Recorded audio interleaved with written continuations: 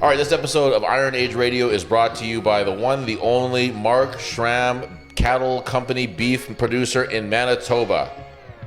That's exactly what it's called. That's how his business is registered with the government of Manitoba. Mark Schram Cattle Company, beef producer of Manitoba. He produces the best beef at the most affordable price, and we sell it right here at Iron Age Thrones. You are usually an elk man, if I have that correctly, actually. And I'm not joking. That's usually what you have as your main source of beef, or of protein, sorry. Yeah. But you ran out recently. And what did you do? Got from Mark Schram. And how did you enjoy it? It was good. It was similarly lean. Like I barely noticed much of a difference. Yeah. And which is crazy because like elk is super lean. Yeah. You lose like none of it when you cook it. Like you lose none of the weight of it. Yeah. Like almost nothing rendered out. Yeah. So yeah, it's super lean beef. Like definitely leaner than if you buy extra lean in the store. Like this is leaner than that. Definitely, for sure. Yeah. You pour out a lot less grease, and it tastes better too. I find that like you might think to yourself, oh, if it's that lean, there must not be any kind of flavor to it, but it's just not the case. And I really didn't notice a difference. Yeah, there's something to it. Something that Mark Schram has really got hammered down. So if you need beef, talk to us, talk to him. Tell him Iron Age Radio sent you. Enjoy the episode.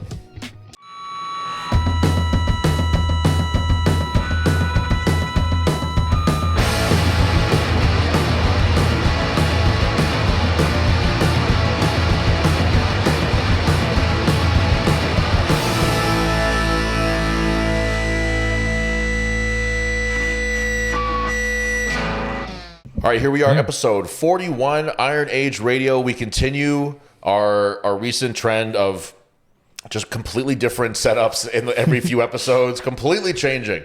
We're in a room right now that we've never recorded in Iron Age Radio. We're in a different office of the new Iron Age Strength and Conditioning. I kind of like the setup here. We have a little bit of like a talk show setup. We have absolutely horrendous lighting that we're going to have changed by the next one, but please just bear with this cold hospital-like lighting that we have right now. I'm joined today by the one, the only, the Math Moves master himself, Michael Thrones. Hi, happy to be here. It's very echoey in here. It is echoey here too. I hope the mics aren't picking that up too much. I hope the mics aren't picking that up too, but if they are, please forgive us, ladies and gentlemen. We got a lot of great information here. I think it's going to be worth the somewhat janky video and potentially audio setup that we have to hear what this man mostly has to say. But before we get into our meat and potatoes of this episode here, this is our first time speaking to you since the gym moved. Is that right? On the episode, on the podcast? Can that be right? So, yeah. Wow. It's been that long. I don't think there's that many episodes because you're busy with moving a it's gym. Only been like 1.5 episodes since then. Yeah. So I guess that's probably true. But now that this is our first time speaking to you since the move, how's that all been for you? How's the change in scenery been for you? It's good. Like I'm also really busy myself, so I've been kind of managing my days, like because I work a flight of stairs away from the U of M gym, so I've been doing a few sessions there during the week, but I've been getting like 3 sessions here, 2 sessions there. We see less of you around here. Yeah, just to make my time work, because like Anna bought a house and we've been moving, so just to make all that work. I've been kind of mixing my sessions in, but overall, like I really like the new space. The new space is awesome. It looks fantastic, like huge improvement. It does have more room for your training, so like it feels a lot more open. It doesn't start feeling cramped when you have 8 to 10 people. Like you can really have like just about the whole gym training at the same time, and they're really like you're not like we're not having to have somebody on the inside of the rack and on the outside all the time. So yeah, it's fantastic. A little more breathing room in here. And one thing I wanted to mention about you, so you mentioned that Anna got a new place, and the byproduct of that is you getting a new place too. So yeah, I get to live there. Yeah, absolutely. Yeah, good for you. Good trade-off. But I wanted to mention this because if anybody's wondering kind of like why Thrones is so good at the stuff that he does when he decides to do something, why Anna is so good at the stuff that she does when she decides to do something, can you tell me what one of the rooms in your house is going to be dedicated to? Oh yeah, we're gonna have a grip training room. Well, we're gonna have a home gym eventually, but that'll be the garage, which needs some work done on it. So Anna's going to North Americans for Grip Sport, which actually you mentioned on the podcast last time, wondering about like what. So I guess I would have qualified for like the 2025 North Americans by winning the first Iron Claw, but because I didn't win this year, I don't qualify. Yeah. So actually, it would be, I guess Eric would be. I hope that he goes. That'd be awesome. I don't know, maybe he wants a trip to the Mall of America and just hang out or something. That'd be cool. Well, I mean, apparently there is like quite a few guys in like grip sport who just do grip sport where like their deadlift does limit them on certain movements. Yes. And apparently they're kind of like as equally hard-headed about training their like actual lifts as a lot of people who are just naturally good at grip are about training grip. Yes. Where it's like, I don't do this. Yeah. I only do this when it's like a byproduct or just goofing around, basically. Like they won't train their deadlift. Like there's I was listening to an interview with Jed Johnson from the Diesel guy, and he was saying that that's where he sees a lot of grip guys blowing it, is that they have obviously amazing grips, but so Eric got stuck at, I think, at like a 440 axle, 430. Oh no, he or sorry, excuse me, no, it wasn't high, sorry, but it was 405, I think. Yeah, we tied for the win at 385. He went 405, and I went for 415. He missed 405. Sorry, he missed 405. But it's because like a 405 deadlift just moves kind of slow and it's hard for him. And so if he trained that and got a stronger deadlift, there's a good chance that he could just like blow that off the ground and hold on to it because that guy's got some fucking mitts. And I think he's very, very close to doing the novice competition. So if we can get him just involved in Strongman, I would love that. That'd be awesome. Yeah. And we got Cody Ryan out in Bloom North Way doing his part to get people involved out there. So we appreciate that to no end. We do have, before we get into the real episode here, we do want to mention that we have our novice competition coming up after the charity log exhibition. Both of those are great, great opportunities to get somebody that you know. Maybe you are this person who wants to try Strongman. The log is experience level, any and all experience level. We want everyone to come do that. But the novice competition is for people who are new to the sport, who are unfamiliar, who want to give it a shot, but just, maybe the regular shows seem a little bit out of your reach right now. This is the place to dip your toe. This is the place to try it out. We've had a lot of people who have stuck around in Strongman for years and years start at that novice competition, who really found something that they really enjoy. So I encourage anybody who's thinking about it, if you have a friend who's thinking about it, your mom, your dad, your brother, your sister, get them signed up and get them to do it, because I don't think anybody besides Jian has regretted doing it. I think that she's the only person who was like, I wish that I hadn't done it. But that's her own personal thing. That's nothing to do with Strongman as a sport. And it's like it costs almost nothing to try relative to just about any other sport. I mean, powerlifting is the obvious parallel where if you want to try a meet, you need at least a singlet. You need at least a competition shirt. You need at least knee-high socks, and athletic footwear, whatever that is supposed to mean. I wore running shoes at my first meet. Did you? Yeah. What brand? Oh, I don't know, something from Walmart. Really? That's awesome. Humble beginnings. I like. Oh yeah, and it was just like my not like a training shoe, not like a thin-soled, just like a squishy ass. Yeah, just a running shoe. Like that's awesome. But so like all that, like those three things are the bare minimum. You don't need knee sleeves. You don't need a belt. None of that. But obviously, you're going to perform better with those. But those bare minimums going to run you somewhere in the neighborhood of $150 just for equipment, depending on I guess which singlet you buy. But that alone might be. Yeah, it's definitely the biggest one. Like you can go to Walmart and you get like your shirt needs to have no logos on it, be one solid color. So Walmart has like the George brand ones that are like $7. Knee-high socks are probably going to be more than the shirt, but still like usually 20 to 30. But yeah, then the singlet's going to run you about 90.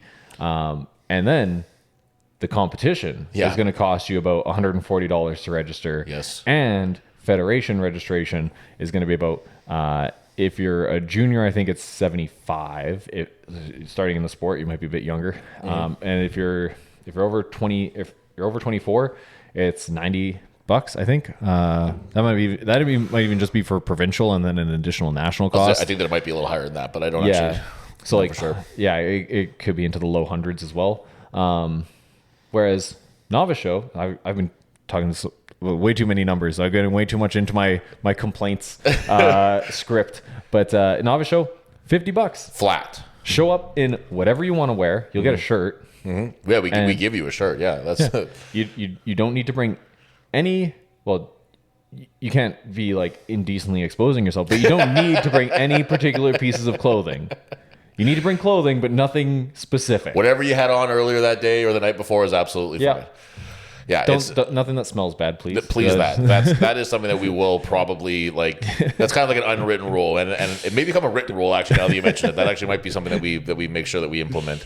But yeah, it's $50 flat. There's no, you don't have to like pay for any kind of like a membership. Like, you know, some of the, and that's for strongmen too. Some of the later stuff you do have to get a membership to qualify for bigger shows. But this is just to get people to try it. It's been $50 since like my first novice competition that I did too long ago now.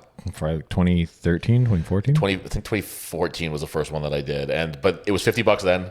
And, you know, inflation would dictate that we should maybe make it go a little bit higher right now, but it really is important to me that this is an accessible show to people. I really don't like it. I don't do the novice competition to get rich. I don't do any strongman stuff to get rich off of it, but I don't do the novice competition to make a bunch of money out of people. I do it because it really is important that we have something that keeps the sport moving forward in the province. And this does it more than anything else, I think, because it gets more people involved than anything else. And the retention is typically very high, and we somehow still manage every year to get a huge number for the novice competition. So it does good things for a Manitoba strongman team. And this year you get to pull a truck. This year, yes, we wanted to make sure that we had something very special for our novices to do. You know, we always have something, whether it's the power stairs a couple of years ago, or we did like the sandbag throw last year. We want to have something that's like a really fun event that you wouldn't normally see at a novice competition. And this year, it's a truck pull. So we're really excited for that. And if you're looking for an opportunity to pull a truck, what better place to do it than in that competition? Thrones, do you have anything else you want to talk about before we get into what the episode's really all about? Oh, you know what? Let's clear up the talking point that you started on. Yes, for the okay. World's Invites. So last episode, we were talking about the World's Invites with Jian. And I started a thought.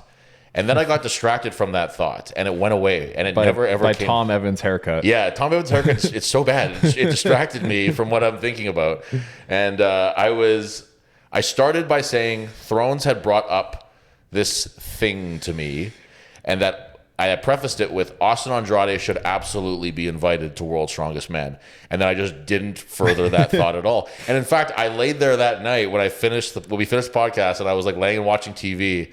I thought to myself, it's like, I don't think I ever went anywhere with that point that I brought up. I don't think that I did. And then when the episode came out, I watched it and I was like, nope, I sure didn't. And then you watched it and you were like, no, you sure didn't. So now that I have Thrones here, I don't have to steal his intellectual content anymore. He can tell me he can tell you what he told me that I thought was such a good point that I wanted to bring it up and then I forgot. Yeah. So as you mentioned, like with the World's Strongest Man invites, I think there's a few questionable ones. I think there's some questionable invites given out, but I think the most egregious, and as you mentioned on the podcast, the most egregious overall choice was so far not inviting Thomas Evans, who is, probably like top 5 American, like sure. I would say, and they have how many Americans? 7 or 8? Yeah, I think so 7 is the number so far. Yeah, really like Lucas, Trey, Evan Singleton.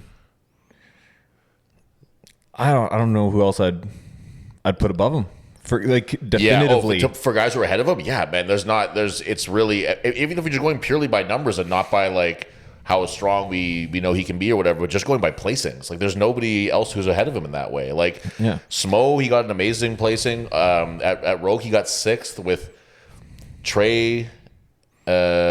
Who are the Americans who were ahead of him? There was only Trey and Lucas. Yeah, Trey, Lucas, because Trey was 5th. Lucas ended up in 3rd. Mitch won. Tom got 2nd. Who was 4th? There might have been an American in 4th. Okay. But I can't remember who got 4th, so I'm not saying for sure, but there could have been one more ahead of him. But it wasn't Austin Andrade, which is the point that I was starting to make. So last year, Tom Evans competed 3 times. And those competitions were World's Strongest Man, where he didn't make the group stage, which when I have seen people try to refute Tom Evans as deserving of an invite, which is an insane thing to say. That's just a bad take to have. Don't try to die on that hill. Yeah, that's not the place to be. The only counter argument I've heard them say is he didn't make the finals last year, which is fair. I get, like, it is Worlds, so yeah, I can see them ranking their own results higher because Worlds is a different competition. It is like, it is a bit lighter. I don't think that that's because like I think if Worlds tried to have their own unique format like they do and try to be strongest man on earth, your finals would just be who's left. Like like the heats have to be lighter so that you can actually do this full, like this giant competition relative to all the other competitions. And also the World's Strongest Man final this year was not light. I'm getting off on a tangent now, but it had 2 4-max events. Right. That dictates how heavy it is by the athletes. That's not them picking like lighter heavy weights. And it had a disproportionately heavy Hercules hold, which you can tell because you watch the Giants Live Hercules hold. I don't know if they said the weight in hand for Worlds, but Giants Live Hercules hold, they always say 200 kilograms per hand, and athletes like a minute is a good solid time. Yeah. And at World's Strongest Man, you only had 2 athletes who went over a minute. Right. One of which was Eddie Williams, who has an insane grip, and the other one was Rain O'Nell. Right. Both great, like both really big hands, good grips on those guys. Yeah. And then the stones finished at 463 pound stone, 210 kilogram stone. World's Strongest Man this year, the finals, was not a light competition. The people criticizing Rain O'Nell for winning just World's Strongest Man clearly did not pay attention to what the events were. They're just categorizing it as like the stereotype. It's decided. That's what it is that they've heard somebody say something they thought was funny on a comment section where it's like, oh, it's strongman CrossFit, or it's what a world's strongest CrossFitter, or whatever fucking stupid thing people say. And they thought, that's really funny. I'm going to stick with that forever, no matter what evidence is put in front of me. And we saw how like Rain O'Nell is not like going to only do well at World's Strongest Man in my mind. He far only has maybe in of the big ones, if you're not counting SCL, the fact that he dominates there. But to say that he's only going to do well at Worlds is really just not paying attention to how good he is. No, like the first event that Zurcher carry into hoist, that one, that one I would say was a light event, but it's also kind of the most off the wall event that they did. So like those events, sometimes you just don't nail the weights. They probably thought it was like, I'm sure they didn't be like, nice and light, just the way we like it. You know what I mean? They just weren't sure. Yeah. So, like 4 out of the 5 events were appropriately heavy, or at least, or were just a plain old 4-max event. So you can't really claim anything about them being too light. So, but anyway, the tangent about this year's Worlds aside, I just think this year's Worlds was absolutely. I think it was a change in the right direction for Worlds as a whole, and I don't think it's getting recognition for that. But this year's, the final aside, Thomas Evans beat Austin Andrade in the same group, so head to head at World's Strongest Man. Then they both competed at Strongest Man on Earth, where Thomas Evans got 3rd. I don't remember where Austin Andrade finished, but it was not on the podium. So beat Austin Andrade again at Strongest Man on Earth. And then at the Rogue Invitational, Thomas Evans got 6th. And again, I don't know exactly where. I don't remember off the top of my head where Austin Andrade finished, but Thomas Evans finished ahead of Austin Andrade at the Rogue as well. Those were the only competitions that Thomas Evans did. Those are the only competitions, and in all of them, they were directly head-to-head. They were in the same group at Worlds, and then obviously head-to-head at SMO and Rogue. So anybody who thinks that Austin Andrade does legitimately deserve to be invited, I think necessarily has to think that Thomas Evans should have gotten an invite. Yeah, absolutely. And I don't think that Austin Andrade shouldn't have been invited. Right. I think that there are other Americans that could have been swapped out, who I would rank as lower on, out of the Americans than Austin Andrade. But that is just the most clear-cut, if this guy, then this other guy. Yeah. That argument that you could make. Yeah, absolutely.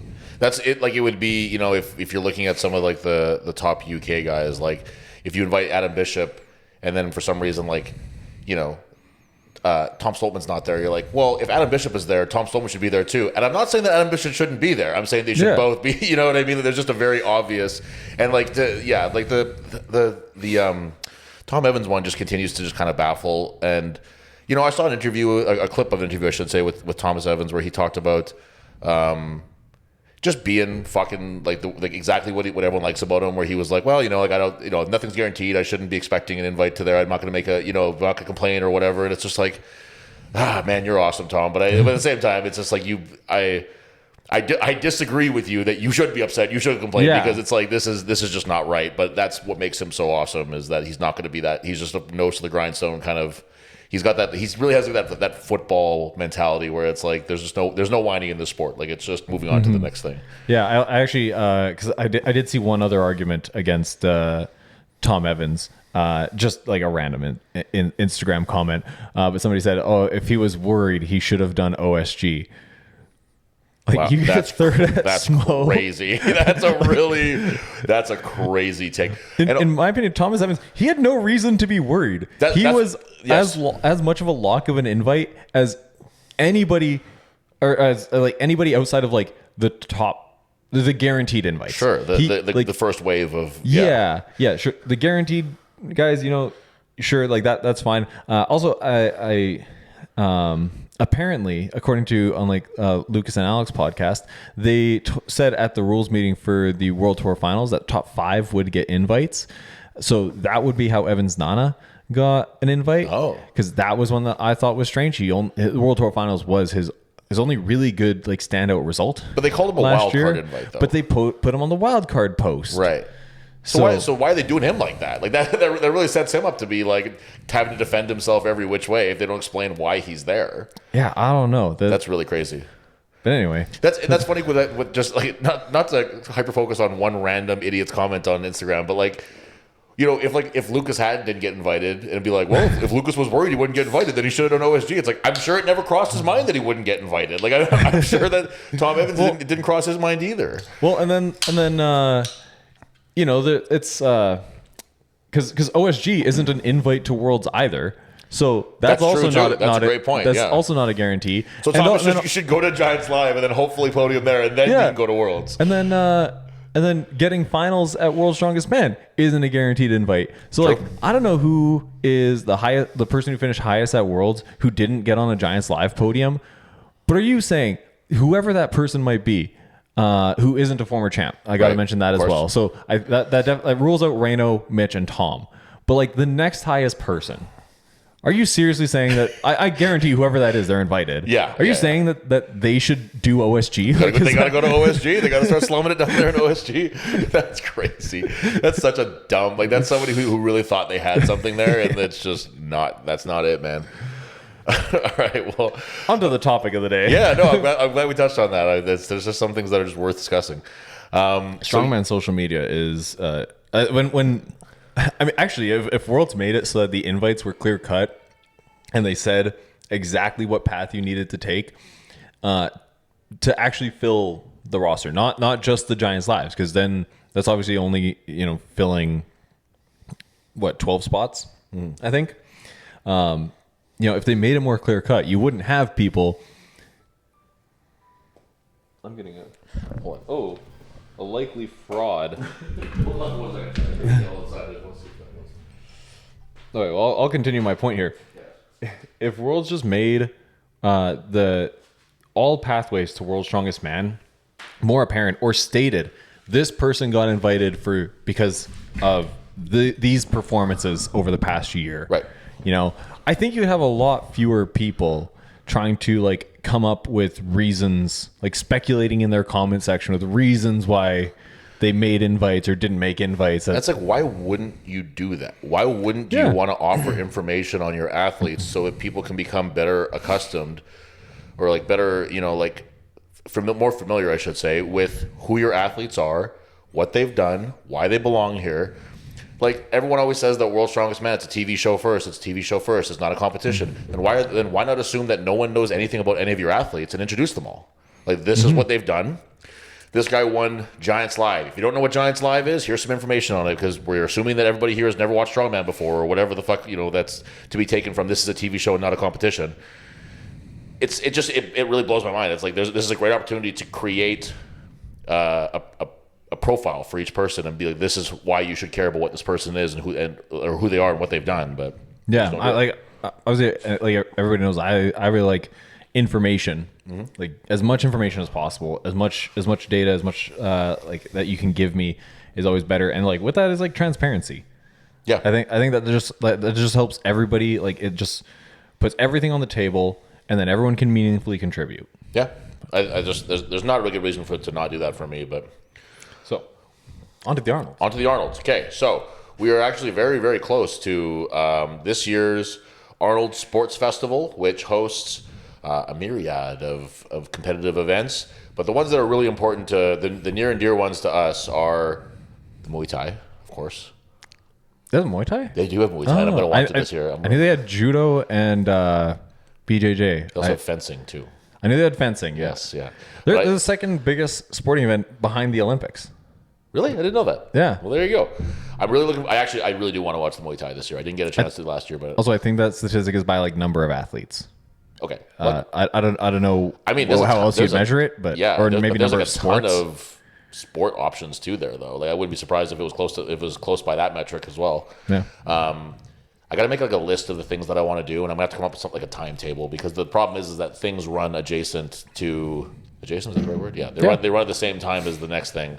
Like last year, the Arnold Pro-Am was running alongside the Arnold Classic, which is I don't love that, but I mean we got to work with what they got, I guess. So we're gonna figure that out. But the thing that we're actually going there to see is the Arnold Pro-Am, which we have a few competitors from our gym competing at, and a few competitors from Manitoba.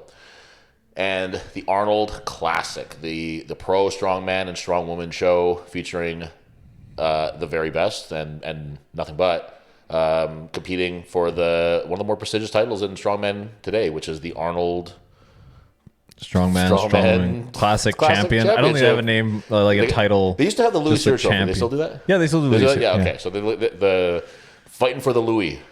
And I'm gonna be there. I'm hoping I can watch as much of it as possible. I'll be coaching the Pro-Am. I mean, probably during it again if it's anything like that one year. But I'm hoping I can take it as much as possible because it is so fun to watch. It's just to be live at an event like that where it's a huge crowd. I didn't really realize how many people are there. Like you don't get a ton of shots of the entire crowd.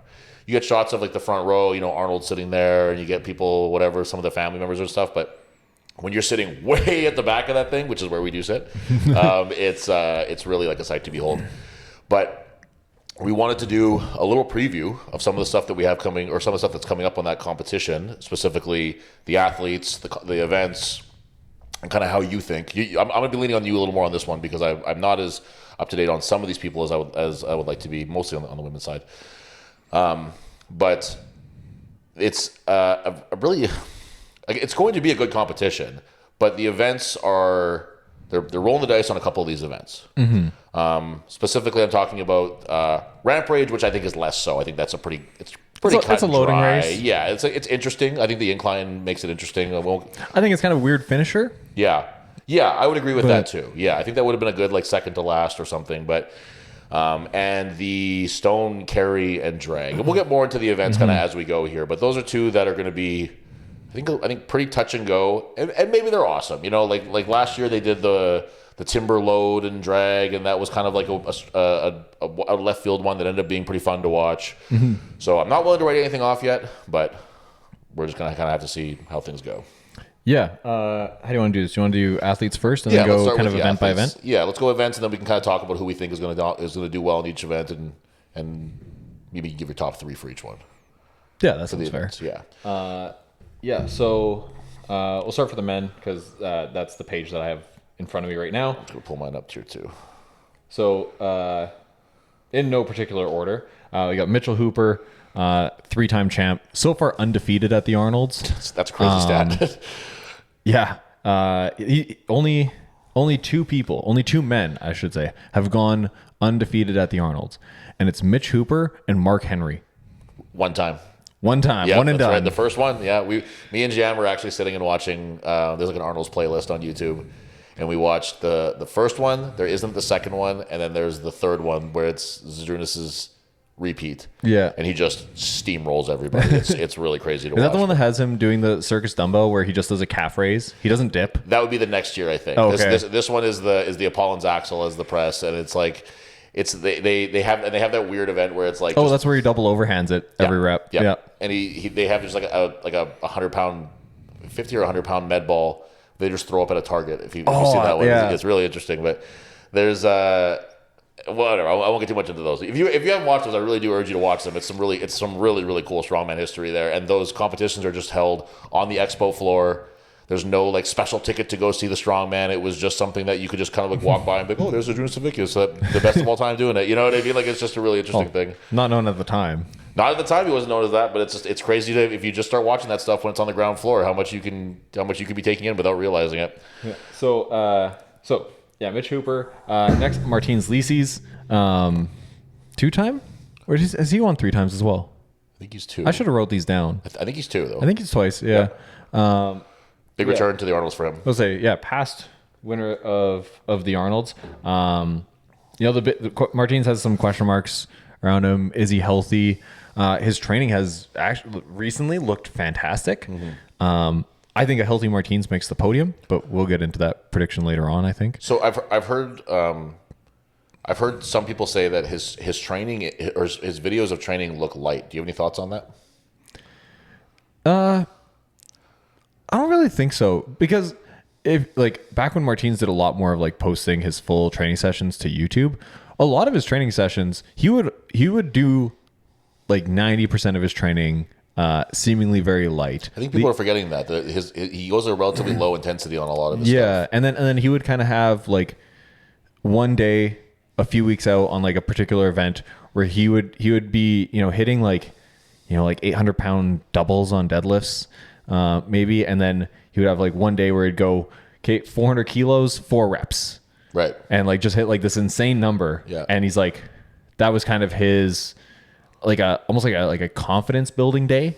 Mm-hmm. And then he would go back to his like, just sticking to the process, not letting fatigue build up too much into the competition. Of yours somewhat too in that way. I think that you have some similar training philosophies because you keep a relatively low intensity for like a lot of the year, and then you kind of just turn it up and hit it when you need to. You just like really turn the gas up on it and hit some cool numbers on that. It seems to work pretty well for you too. Yeah, part of that's because if I push like how Ladanian pushes, I would just be injured all the time. I've had way too many injuries to train how I think would be fun training, right. But you can like if I'm always hurting, then it doesn't help. Right? Nothing fun about that.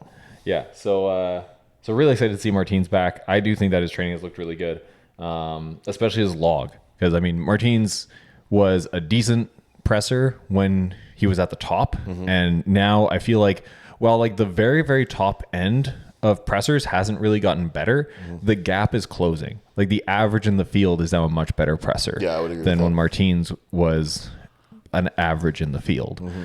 But his pressing has looked really good. So I'm curious to see what happens on that Austrian oak. Next we got Reno Nell. It'd be an interesting competition for Reno. At Rogue, apparently he had the flu. Right before it, Like he kind of went in and still a little bit rattled, I think. Yeah, so which does make sense. He's a very fit guy, and he was struggling with like the power stairs. That event did surprise me, but I only found out like I don't know, in January maybe. I heard one of the competitors who was at Rogue talk about how Reno had the flu, right, and was like still pretty sick at the competition. But Reno he showed up. He didn't make any complaints, no excuses. It's a testament to him that we didn't hear it from him that he was sick. We heard it from somebody completely different that's unrelated to him, and nobody from him or his camp made any kind of excuses for how he performed that day. And that's. I'm excited to see how he does on this one. This is a very different competition than Rogue, but this will be a good opportunity for him to shake that online stigma of being just like a world style competitor. And if you can do it at the Arnolds, you can do it. I think the only issue with Reno at this competition is he does have one weakness, which is his pressing, and it seems more and more now whenever a competition's going above 5 events, it's always 2 pressing events. It seems so. You got 2 pressing events this year's Arnold's, and those are both going to be damage control events for him. Next we got Andrew Burton. The only guaranteed invite. Yeah, that's true.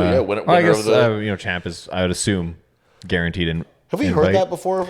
I don't think I have, but I mean, I would assume so, like obviously, but I've never heard that like stated. Yeah, I know Martinez is invited, so there might be a similar thing to Worlds. Like a previous champ kind of deal. Yeah, maybe.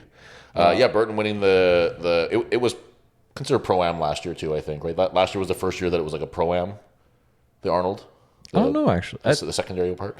No, I think this year is the first year. Okay. So he was, so it's funny to think that how the American system works, that like Andrew Burton was an amateur last year, so like just like on the AM circuit, but he's really stepping up on this one. And this isn't meant as a slight to him in any way, because any top guy would be at this level. It's really wild to think what the gap is between winning the Arnold Pro-Am and stepping up onto the classic stage really is. It's way different than I think it's way different than winning OSG and going to Worlds. Yeah. I think it's way different than North America's Strongest Man and going to SMO, only because North America's is already so hard. It's like such a hard show that the gap is a little smaller between North America and SMO, I think. But the Arnold gap is really, really huge. And that's not to say that he won't do well. I'm just saying that this, like, he's going to have had to have put in a ton of work. And you can see from his posts and stuff, he's really, really improved in the last year. Yeah. He is more of a dynamic kind of strongman. So is having quite a few big static events. I think those will end up being damage control, but I think on a lot of the moving events, it is a 6-event competition. So what is really good about like a lot of these athletes who are newer is I think they'll at the very least have one event across the board. I think just about everybody is going to have at least one event where they're able to make a statement. Right. And I not guaranteed that that's going to be the case, but I think that everyone has the chance. Yeah, I can agree with that. So, and I think he has a couple in here. I think that the stone drag one could be a really good one for him. Yeah, I think the stone drag, he's great at loading. So that sandbag uphill, I think the uphill might throw people off more than they expect if they're not training it. Yeah. I've seen guys going to like parking garages and stuff and doing. Yeah, Lucas Hatton has been in parking garage. Martin's doing that with the frame too at the last year when they had that too. I really like that kind of specificity in your training. It's a lot of work, man, to bring that shit out to just some random place and load it all up and load it all back up again. Like that's Kielskowski, there's a road that he takes his stuff to and brings a forklift. That's old school strongman stuff. That's like where you're well, not the forklift, but but having to just like load up the back of somebody's truck and carrying it all to somewhere and just like do it in a parking lot and then like, all right, training's over, load it all back up and we got to bring it back to the gym. Like that's very, very like hard nosed kind of shit. I can really appreciate that. So next up, Austin Andrade, big static monster here. He competed last year at the Arnolds. I don't know. I don't have too much else to add for Austin Andrade. His training's looked solid. He is a guy where like one of these years he's going to have a real breakout performance at SMO would be one that I would say, but if and when that returns. But now like the Arnold is going to be a really good show for him when he really hits his stride, where this like, you know, the ramp rage aside, like those kind of events, like the Austrian Oak is going to be really good for him. The Max Deadlift is going to be good for him. Like he's just and he continually gets stronger in those static events. Like again, just thinking back to this competition that I just watched, like man, he would have done well at the early Arnold stuff, like where they just didn't have room to do anything moving. Like he would have just really, really fucking kicked ass at those ones. But he's gonna be really fun to watch in this one too. Yeah, and he won the. It wasn't just a stone to shoulder. It was like that stone. I forget what they called it, but stone medley last year. Where they had the carry into a load into the stone to shoulder. The World's one or the Arnold's one? Arnold's one. Oh, yeah, it was like the natural. No, the natural stone medley was the World's one, but I forget what it's called. But yeah, and then Mitch got Arnold onto the stage for his shouldering, and then he failed to shoulder it. Didn't do it. I forgot about that. That's crazy. But Austin Andrade won that one. Right. So anyway, we'll talk about how that. Talking about the events later. Bryce Johnson. I think Arnold's debut. Yeah, because North Americans last year was kind of his breakthrough. Yep, you got the Rogue off of that. He got presumably SMO Worlds, and now this is the final cap or feather in the cap, at least in terms of competitions. He'll want to win more, but he's man, he's going to do good in this competition. I think. Yeah, I think the Arnold is his type of competition. Yeah. And Bryce loves just a heavy show. He himself has posted before, like in a a self-effacing way, that he like doesn't do well in like carrying events and stuff, whatever. But I really think that there's a good carrier in there. There's a good he's so tall. He's tall. He's got an athletic background. He's just super strong. Like I think that there has I think the ramp rage one would be like on paper would be a great event for him, but he hasn't done great in those kind of style of events. But I think it's there. I think that he can do it. I think that this will be a really good competition for him. Yeah. Trey Mitchell. Now that there isn't Smo, I think Trey's really going to be eyeing the Arnolds as his opportunity to really take a big win. I don't know if it'll necessarily be this year, but I mean one of these years. I mean you take the frame out of the Arnolds. Well, that's kind of and he would have so many. You take the frame out of so many competitions, and Trey would have just racked up wins for years. It's really crazy to think about how different. If Strongman was a little different, or if he hadn't gotten the accident that affected his grip or whatever, just how dominant he would be in this sport. It's really, really wild to think about. But we'll get into it a little bit later. But I do think that there is a window for him to do really well in this competition. Maybe win. I would say there's a stronger possibility at this Arnold than most of the other ones. Yep, I agree. Lucas Hatton. Lucas got third last year at the Arnolds. Second at Smo. So he's looking for that big international win. Yeah, he's made it. Because he was fourth. No, yeah, he was third at Rogue. He's made every major podium except for Worlds. Yeah, but he doesn't have a win yet. He's got to be one of the few guys who's second at Arnold's UK even. Yep, he's got to be one of the few guys who's tired of a podium. Who's just a podium's not enough anymore right now. You know what I mean? I think that guys who have gotten first place are probably less hungry for another first place than he is right now. For just there's just been so many bridesmaids and not a bride so far that he's been so Smo as an example. He's been so close that there's no question that he can do it. It's just got to be put together the right way on game day for him. Yeah, and he's still a guy who he still has some weaknesses, and I think he would say that he does.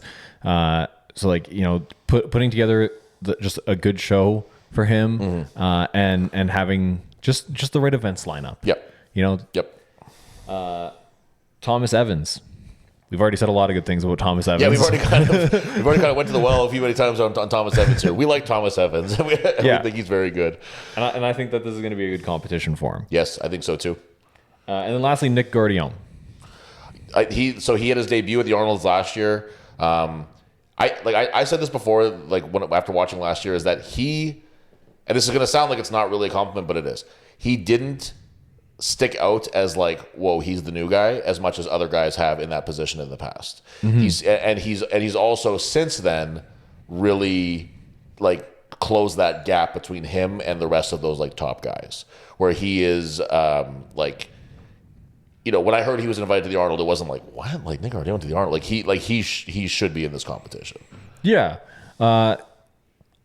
He wasn't my first pick. I will say that. Sorry, I should say that. I'm not saying there's nobody out there who I'd put ahead of him, but I'm saying that he's a fair choice for this. He's not unwarranted. No, yeah, that's a good way to put it. Yeah, and to be honest, everyone's gonna have their bias. Everyone's gonna have somebody in particular that they want to be picked. A lot of people had Nick Gardillon as the person they wanted to be picked. Sure. So I'm not saying that my opinion is more valid than theirs. This one person that you would put in there instead? And let's say not instead of Nick Gardillon, but just instead, who's somebody that you'd like to see in this roster? I mean, I would really like to add in for this particular competition, Andre Foytu. Yeah.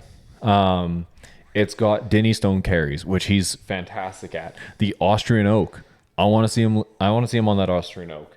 I don't know how his circus dumbbell is, but he's a phenomenal presser. His technique is really good. I'd have to he's young. He's athletic. Good. Yeah. He's great at loading. So the ramp rage and the stone to shoulder. People who start early seem to be really good at natural stones. Kielishkowski started Strongman when he was really young. That's interesting. Mateusz Funiak Yeah. Did phenomenal at the natural stones at OSG. Yeah, true. Smoked James Jeffers in a head-to-head. Yep, he sure did. So, and like, those are both athletes. They started young. They're good at loading. So, Andre Foytu started young. He's great at loading. Yeah.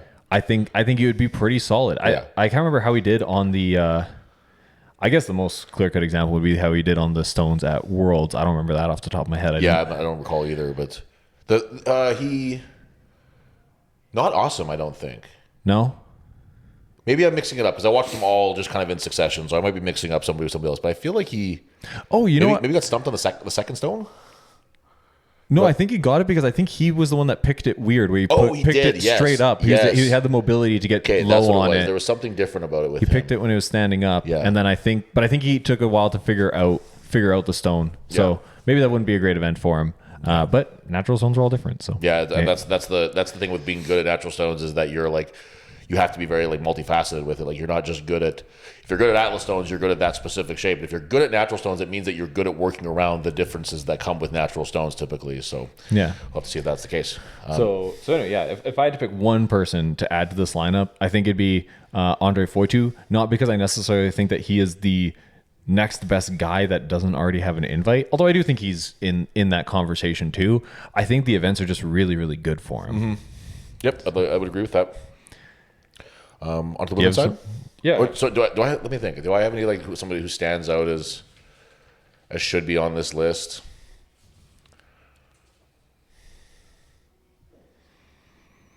Not that I would say that had like a clear cut to it. Like there's guys that I would like. I would actually really like to see Gavin Bilton do an Arnold's. I think that he would do well at this Rampage one. I think would be good for him is because he seems to be in like better shape now, like better condition than he has been in the past. But I'm not saying that he would be like the next guy in line that I'd put. That's just sort of be kind of fantasy booking it. You know what I mean? Yeah, he's probably better suited for the Arnold's than he is for like Worlds. I think so. Kind of thing. Yeah. Like it's just his type of competition. Yeah, but he hasn't really done enough to get the invite. No, he wouldn't get the call up for that. But and another one that just again we talked a little bit about our biases, but I would really love to see Wes do the Arnold's too. Wes Derwinski. I think that this would be a good competition for him. And I think that would also be like, I don't think many people would appreciate going to the Arnold's nearly as much as Wes would. It's so funny you say that because that's exactly what I was going to say because he's a fucking nerd about strongman. That he's a guy where it's like I like just exactly what you said. That would be appreciated by very few more than him. All right, let's get on to the ladies' side though.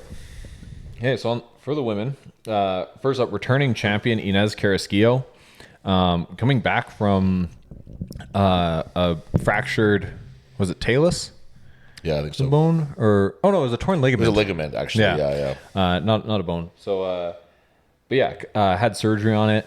Was in a boot and then immediately was just like as strong as ever. Like had like 2 weeks of kind of intro to lifting again. Just getting back to things, and then actually I'm good. Never mind. Yeah, it was like, all right, hit a like 100 kilo log or something. Yeah. Like 220 log and then like 240 log and then it was like 270 for 5. Like she's kind of in the same boat as someone like say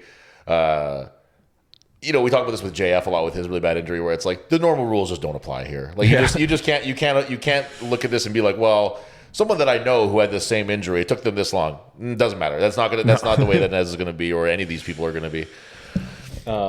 Yeah, so super excited to see Inez back and really glad that she didn't miss more time with that injury. Next we got Lucy Underdown.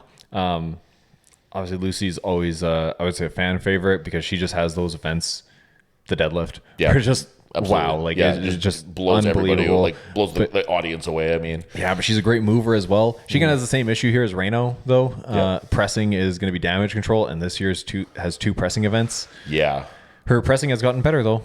She's just so long. Like she's just such a her arms are like she's built to deadlift. That's why she's a great deadlifter. Yeah. One of the reasons why she's a great deadlifter. And then if you benefit so much from one, you're usually going to suffer in another one, and that's unfortunately seems to be the case there. But then we see that with Inez too. Just speaking of that, like they could go back and forth in those 2 events, and it could be all of a sudden a very tight game again. Yeah. I mean, if there was 2 deadlift events. It'd be a much different story. 2 presses, There's 2 pressing events. That does favor Inez a little bit. I will say that. But yeah, it's just luck of the draw on that one. Yeah. And then former champion Angelica Jardine. Yes. always a threat in these competitions. She's second at Rogue. I didn't look at the Rogue results. It's come up multiple times. I really should have. Second or third. She was on the podium. Yeah, she's on the podium for sure.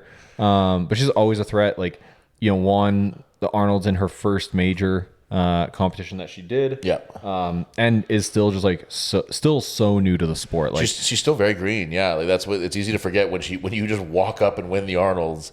It's easy to forget that it's like how much more there is to get, like just barely scratching the surface.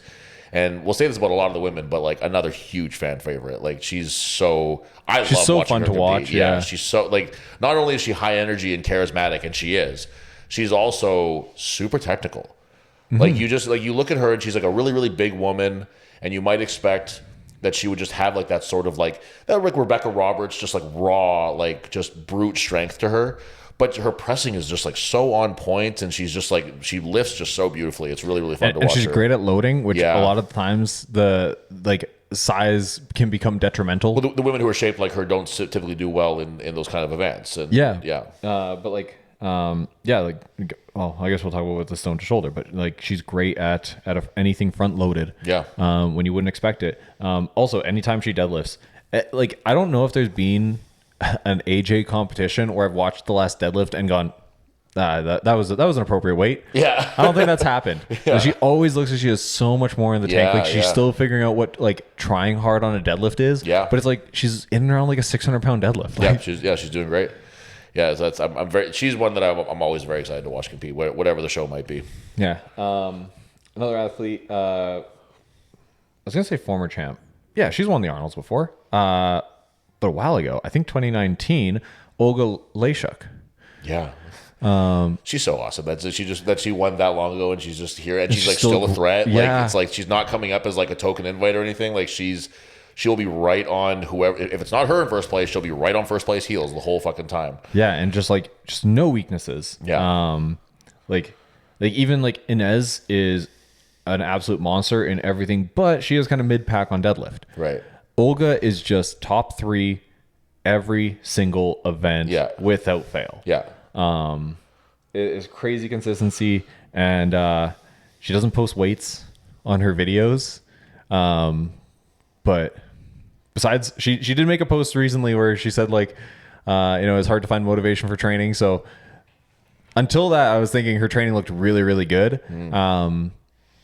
Hard to say exactly, but just everything was looking smooth, and she didn't look like she was like grinding a ton of reps really. But maybe a bad session recently, which isn't great this close to the competition. Bad timing for that, but she's also somebody too that you have to, she's dealing with that one thing that no other competitors are dealing with, which is war in her home. You know what I mean? That's just you never know how that could be affecting somebody at any given time, right? Like just you get bad news, or you're just stressed, you're just thinking about it a lot, and that could really affect someone's day, and then that could lead to a bad session, a bad week, bad block, anything. It's just it's a really crazy thing to think about how much she's having to I don't want to say block out, because you're not blocking that out, but how much you have to be able to shift your focus when necessary. Compartmentalize.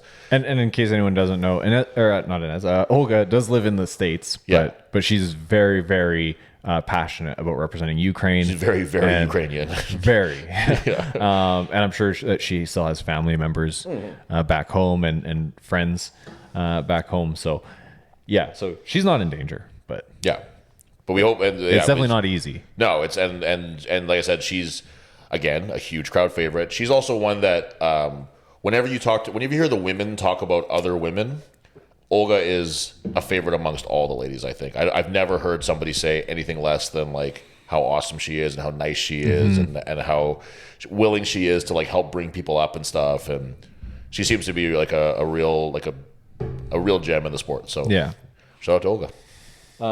Next, we got Jennifer Lyle. So Jennifer Lyle still seems really new on the scene, but she's had 2 major Arnold's last year, and then Rogue. I was stuck on Smo. Did she do it North Americans too? Do I have that right? Not this year, I don't think. Maybe not the year that I was there, but maybe the year before. Quite possibly. Yeah, maybe mixing that up with somebody else, but okay, never mind. But yeah, Jennifer Lyle, static monster. Yeah. Especially the deadlift. She's going to hit something huge. She's really going to push Lucy and Andrea. Still kind of getting to that level, but she's not out of place. But her brute strength is so high that I could really see her like climbing up just slowly over time, getting more experience at the moving events and like figuring out what to. I'm not saying she doesn't prioritize it, but really dialing in the weaknesses. Yeah. I could see her just like gradually climbing up that leaderboard at competition after competition. Do you know where in the States she's from? Oh, not off the top of my head, no. No, me either. I was just thinking about that. So I'm not sure who she would be like around or training with or whatever and stuff. So, but there's definitely a lot like a big opportunity there for just like growth and potential. Like she's again very new to this level at least of competition. So lots more to be uncovered there, I think. Yeah. Mel Peacock. So Mel coming back to the Arnolds. She was like did seem have some time away last year after the Arnolds, and then coming back to Rogue, her training didn't seem to be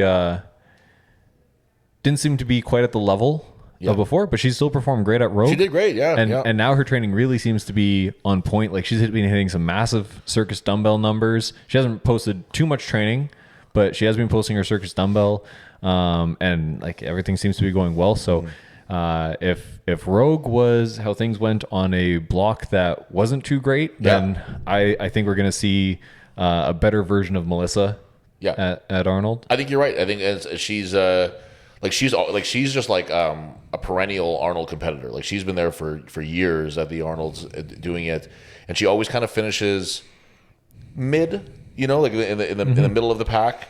And she always has like something that she does, like the deadlift is usually something that she does quite well in, or maybe a press or whatever. For a smaller athlete, yeah. So if she can start to like, if she can, I think that like again we'll get to the events in a little bit, but I think this ramp rage one could really be one that could throw a wrench into the point system or the points plans of some of the women, the top women. Yeah, and one thing that's great for Melissa is no frame. Yeah, this year. Yeah, there's a back drag, which she didn't do great on last year. Right. But hey, only one event for damage control. That's really not bad. Yeah, it's pretty good. Katie Blunden making her first ever major appearance. Yep. I guess for the women you would count OSG in there, so I guess I shouldn't say first. But we all know that this is like that next step. It's a different level. Invite only competition, a 10-person field. It is a different feel. Yeah. But yeah, so Katie Blunden stepping up to the Arnolds. I believe she won Australia's Strongest Woman. I think was how she got her invite. I think so. Not officially, but that was kind of the result that warranted the invite. She's been posting some really great log training. So she's working with Greek Goliath too, the same coach that works with Inez now. Oh, okay. Yeah, that's I think since OSG. Okay. So kind of going into this, which is like it's an exciting concept if she's been kind of without expert coaching. Now having that could really mean a lot in this competition. Yeah. Yeah. Nico is I think really establishing himself as a real top level coach. Absolutely. Out there right now, like along with like Alec, and like Shane German. Yeah. Like really those guys, Laws. I think that Katie Blunden will be a really, really good chance for him to show like he's taken Inez and maintained that like her champion status and everything, which is I don't mean to make that sound like it's a small feat because it's not. That's very, very hard to do. And he's taken Evan Singleton to a higher height than he's been before. But it'll be really good to see him take somebody who's very, very new to this level of strongwoman, and prove that he can bring her up to that same level that Inez, or close to that level that Inez is at. Instead of taking something that's established and making them better, it's somebody who needs to kind of get to that level, which I think is really exciting to see. Yeah, I always really think that coaches who take athletes from, obviously Katie Blunden isn't like a novice competitor or anything. Yeah, I don't mean to make it sound that way. But when coaches take an athlete from one level or from like a starting point and like really elevate them, like get them to a world class. I think that really speaks way more to coaching than like, you know, like Laws coaching Mitch really doesn't tell me anything about how good Laws is as a coach, because Mitch was just going to be phenomenal regardless. I think Burton will say a lot about his coach. That's a much better example. All right, quick little change up there while we fix the dead camera. Do you remember where you were at with that? I'm sorry to cut you off like that. I was actually just going to fill the time because you weren't going to be at your mic with a tangent, because I didn't want to be talking about something that you wanted to jump in on. Gotcha. So I'll just skip over the tangent and we'll just jump to. I can't remember if I had more to talk about with. No, I think we're just talking about coaching. So I think we're done with Katie. So next up is Andrea Thompson, right? Which Andrea, I want her to get that major win. She's always, despite, you know, she's I don't even know what the gap is between her and the next oldest competitor here. I guess the next oldest competitor is actually going to be Olga. Who's Olga? Andrea? Who's older, Olga or Andrea? I'm pretty sure it's Andrea. Okay. I think Andrea's 44 or 45, and I think Olga's 41 or 42. That's crazy. Like, that's such a high level to be competing at that age. Like, that's just unbelievable. Like, yeah, I mean, Andrea started late. Like, I just like thinking about like how strong she could be if she started like in her 20s. Yeah, that's wild. But like, and then I think those two actually, I think there's a big gap in ages. Like, a lot of these women are, you know, in their late 20s, early 30s. Yeah. I think 30 is like a pretty medium age for everybody, you know, on outside of those two. Yeah. Yeah. So with Andrea, what always is the issue, she was never that great at loading, and then she tore her bicep flipping a tire at some like it was like just like some promotional event like a mall, thing. Like, yeah, it just like showed up at a promotional event. Like, it wasn't a strongman or strength sport related. Tore her bicep, and then her loading took an even bigger hit.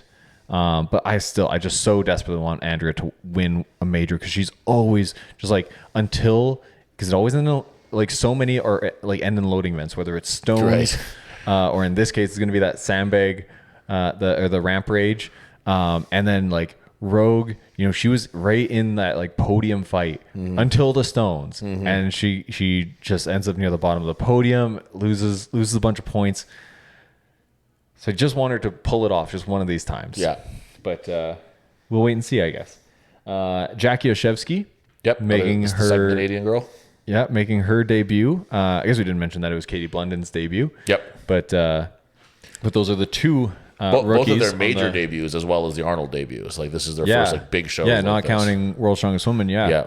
So Jackie, not quite on the static level a lot of the other ladies.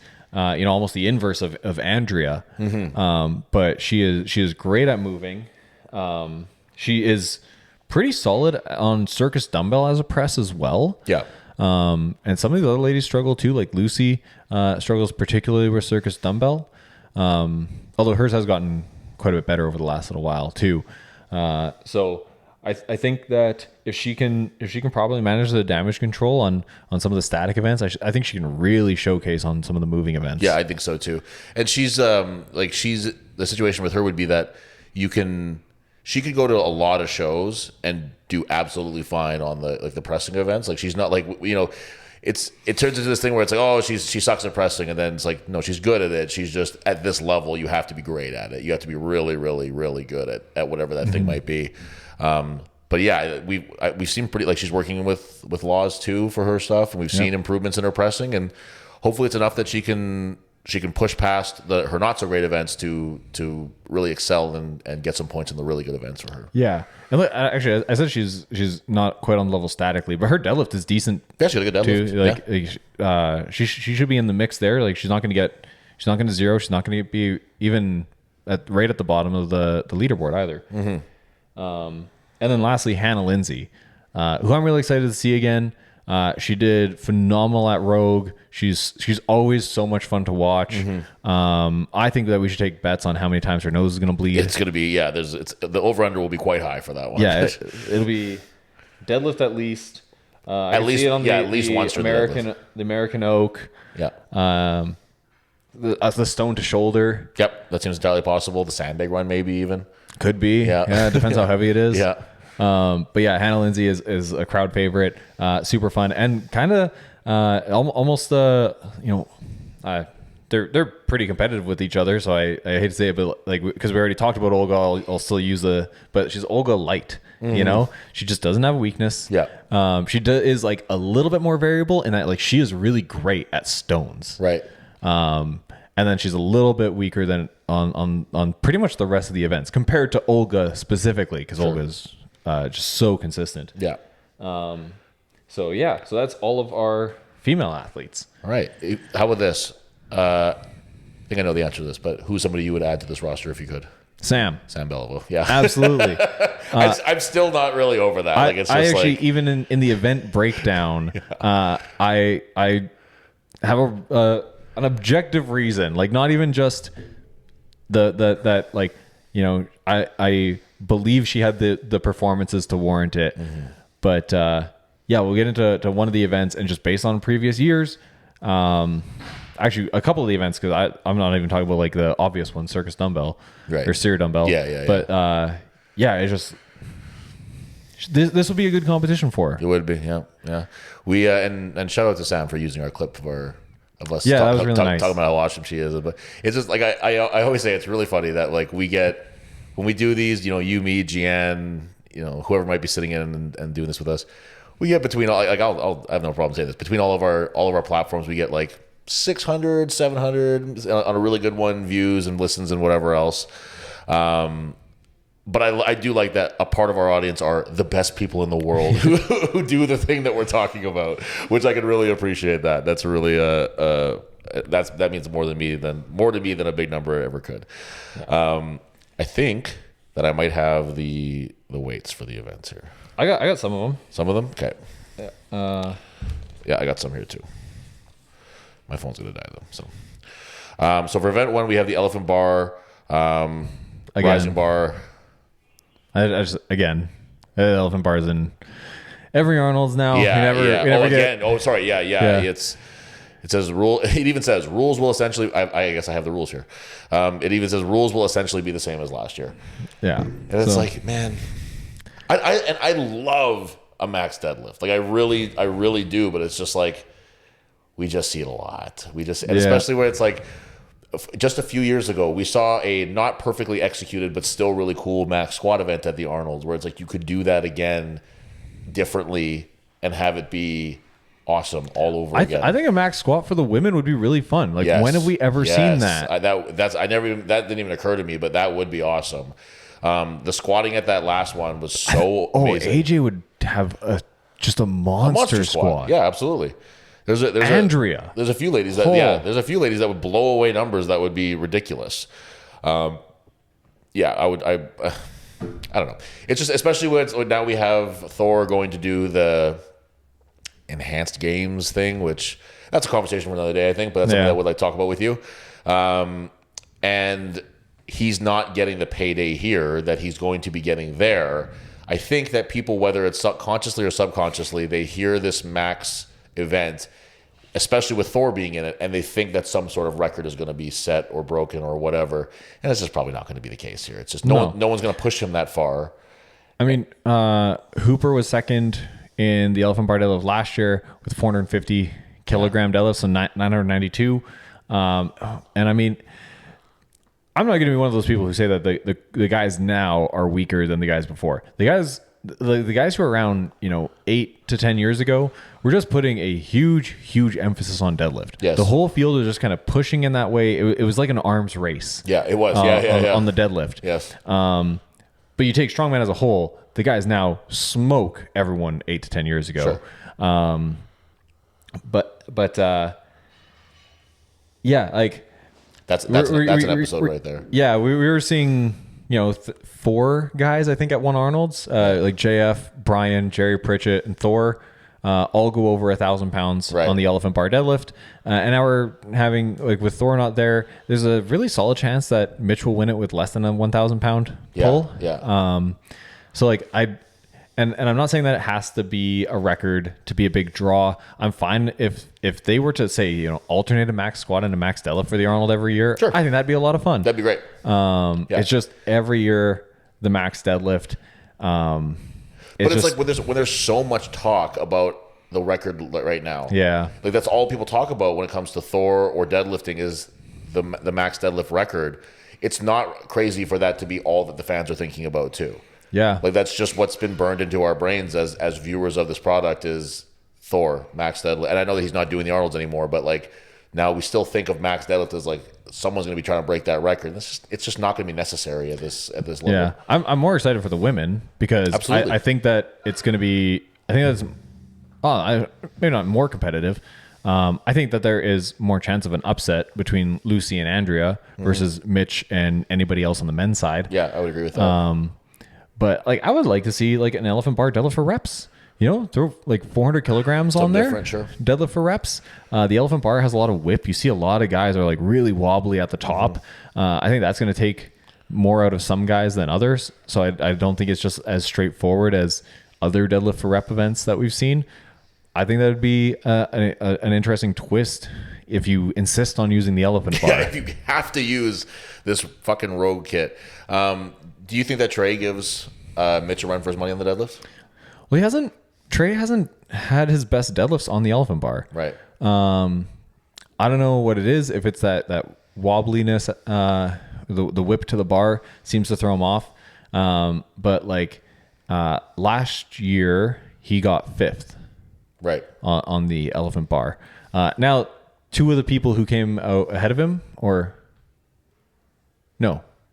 Oh yeah, 2 of the people who came out ahead of him aren't in the competition this year. That was Thor and Bobby Thompson. Right. Okay. So that means out of the returners, he would have gotten 3rd.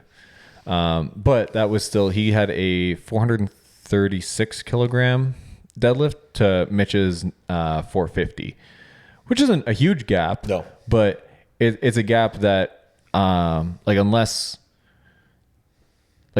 Trey was maybe still hindered by his ankle, which didn't seem to be the case in his other deadlifts. No, he hit that huge raw 1,036 pound raw world record conventional deadlift. That was also after his ankle, and it was before the Arnolds. Right. So I don't think that was hindering him on the elephant bar. I don't think so either. Just doesn't like the elephant bar, maybe. Yeah. So I think Hooper is the clear favorite there on the men's side. Yep. Actually, I was wrong. Trey is 3rd out of the return, or sorry, 2nd out of the returns. I said he was 3rd. Austin Andrade had the 436 and was 3rd. So I was confusing them. So so Trey is 2nd out of the returners, had 445. Austin was 3rd. So those 3, I think, are solid chances to take the top 3 spot. Lucas Hatton's training has been looking really, really good on the deadlift, and he's always just constantly improved. Yeah, and we talked about that being, there's a couple weak points for him in these competitions that always kind of they stop him from getting that top spot. That was his deadlift before, and now he's pulling. What was it like? I think like 936 or something. I saw in the. He did 420 kilograms, which is 926. 926.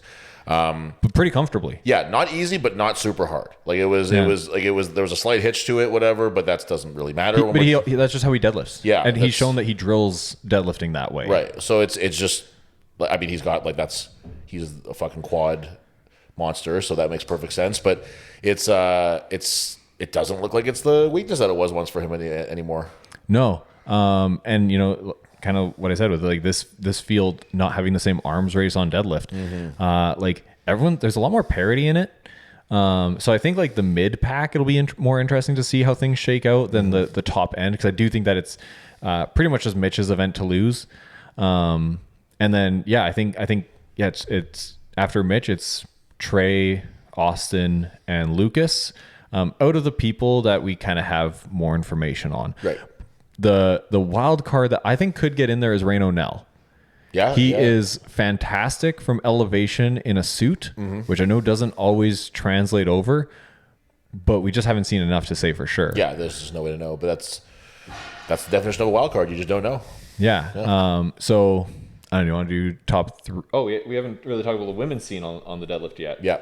I mean, this one is way more straightforward for than the men, but top end it's Lucy and Andrea. Yeah.